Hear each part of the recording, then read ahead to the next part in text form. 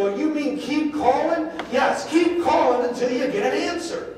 What's the old saying? The squeaky wheel gets the what? So squeak away. The short sale. Let's talk about the short sale, homeowners.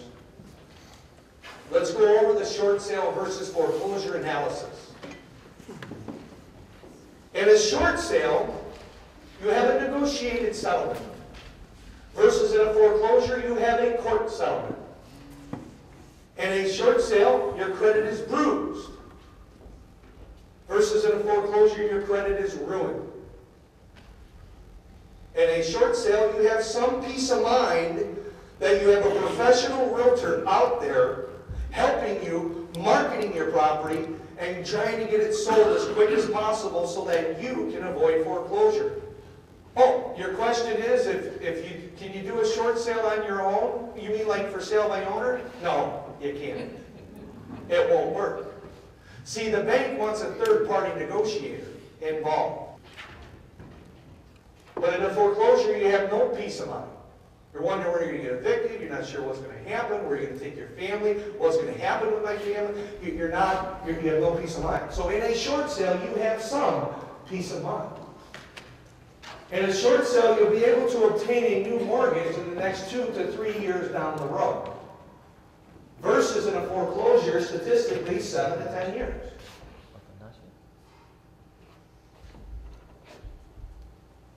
The short sale, the benefit to the homeowner. There's a charge-off or a short sale reported on your credit report versus a foreclosure reported on your credit report. It makes it easier to rent a place to live.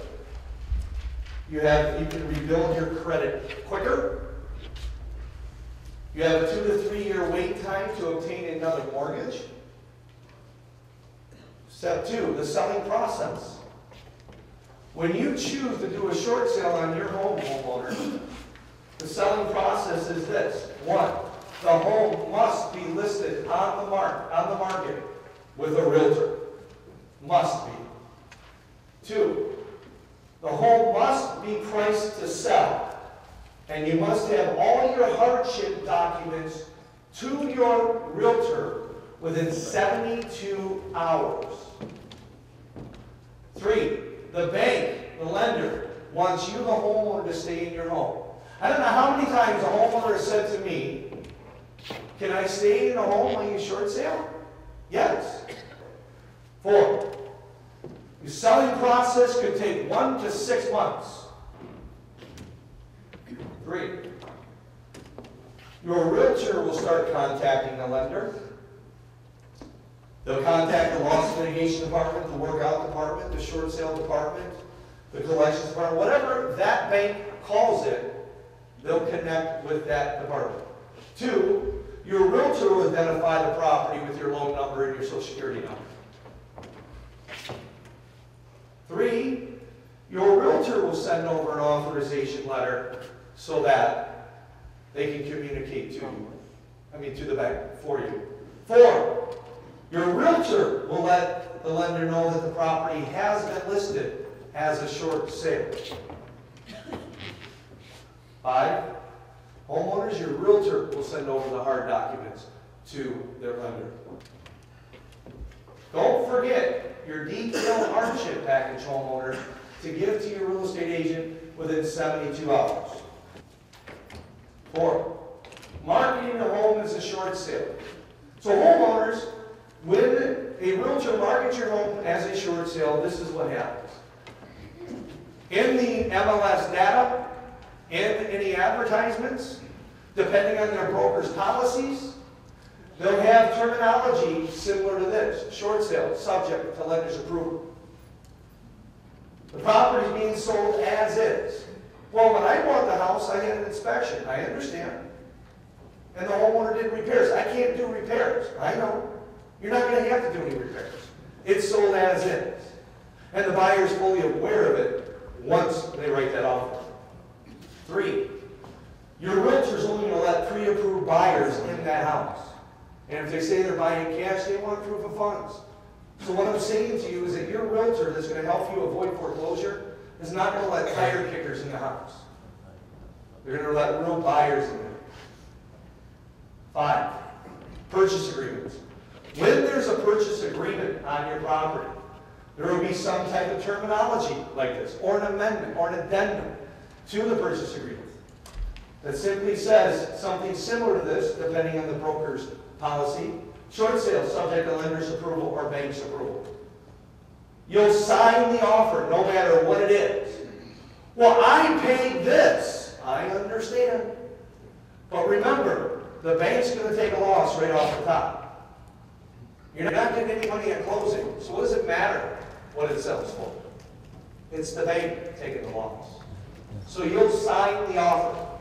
3, your realtor will send the pre-approval, proof of funds, purchase agreement with all the closing documents signed, including the sample on 1, to the lender. 4, your realtor will make sure that the bank has all documents in place. Step 6 is waiting on the lender. Homeowners, this is probably the longest time that you'll have to deal with something on a short sale, is waiting on the lender. Getting the buyer, getting the offer is the easy part. It's waiting on the lender to make sure that they do what they need to do. Your realtor will stay in constant touch with the lender unless they use a service, and that service will stay in constant touch with the lender. 2, short sale approvals take some time, homeowners. So when you get an offer and you get it signed, it's not a deal yet until the bank accepts it. So short sale approvals take some time, so be patient with your realtor. 3, your realtor will keep a good log of conversations, or the service they use will keep a good log of conversations, so that at any given time you want to know what's going on in your property, you can ask your realtor to see the log. Multiple mortgages. Oh, I have a couple mortgages on my property. Well, okay, no problem. Every lender will get a hardship package, homeowners. The primary lender has the power. Secondary lenders will settle for whatever they can get their hands on. So homeowners, it's not really your concern to worry about that right now. What you need to worry about is get the short sale accepted, that your realtor's doing the job, so that you can avoid foreclosure. Your realtor will obtain a short sale acceptance letter. If your realtor says you got a deal, ask to see the acceptance letter. The short sale goal, homeowners, what is the goal with the short sale? Very simple. 1 is to avoid foreclosure. 2, to salvage your credit. 3 is to move on with your life. 4, repair the bruising on your credit. 5, buy again in the next couple years. So that's the goal. 1, avoid the foreclosure. 2, salvage your credit. 3, move on. Let the past be the past. Repair your bruising and buy again in the next 2 years and start living your life again. That's the goal with the short sale. Now, why should a homeowner short sale? You may be thinking, okay, if this is my only option, why should I short sale? Here, really simple. It's better than a foreclosure. You don't have to bring any money to closing. There's no deficiency judgments against you. Now, I'm not saying there's not going to be a deficiency, but there's no deficiency judgment. See, a judgment comes from the court. A court makes a judgment. A judge makes a judgment. And in a short sale, there's no deficiency judgment. So there's no court nor judge involved. What do I think about these so-called loss mitigation companies that call me? Well, here, I have 2 thoughts in my mind when I hear this. One is, there's been a lot of scammers out there that have taken advantage of homeowners, but there's also some reputable companies that will do a good job. So check into them, talk with them, and check the Better Business Bureau. Check the Attorney General's office to see if that company's ever had a complaint. That's the best advice I can give you. Hey, Will, what's the percentage a lender will lose on the home? Some say 20%, some say this, some say that, some say this. I don't care what some say. Here's the rule of thumb. Ready? A lender will lose what a lender wants to lose when a lender wants to lose it. A lender will lose when a lender wants to lose, when a lender wants to lose it. Period. That's what it comes down to. What about bankruptcy? Can I tie my house up in bankruptcy? Sure you can. The problem is it can be taken out of bankruptcy. 9. What about government liens, including the IRS? I have an IRS lien levied on my property. Will the bank pay that? No. They won't pay it. They'll release the lien, but you'll have to work it out separately. But think about it this way, you've still avoided foreclosure. In a short sale, who pays the commission? The bank. Exactly.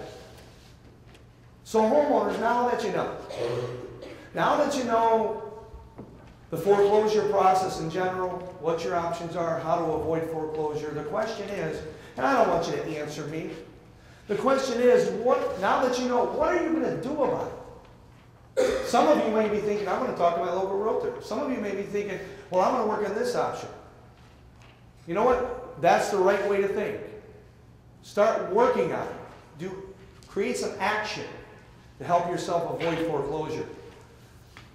Food for thought. Zig Ziglar. Anybody heard of Zig Ziglar in the room? Yeah. Zig Ziglar said if there's anything worth doing, it's worth doing poorly until you get it right. So here, if you're working with your bank homeowners, anything worth doing is worth doing poorly until you get it right. So if you screw up on the phone, it's okay, do a little better next time. If you screw up again, it's okay, do a little better next time. If you screw up again, it's a little better, and do better next time. Anything's worth doing is worth doing poorly until you get it right. Homeowners, let me leave you with this. I'm a firm believer in people. If given the truth, they can be depended on to meet any national crisis. The great point is to bring them the real facts. President Lincoln said that. I'm a firm believer in people. If given the truth, they can be depended on to meet any national crisis. And I think our housing market is a massive national crisis. And see, it's people helping people, homeowners. Your local realtor is not your enemy. Your local realtor is your friend. And they want to help you because they'll bring you the real facts.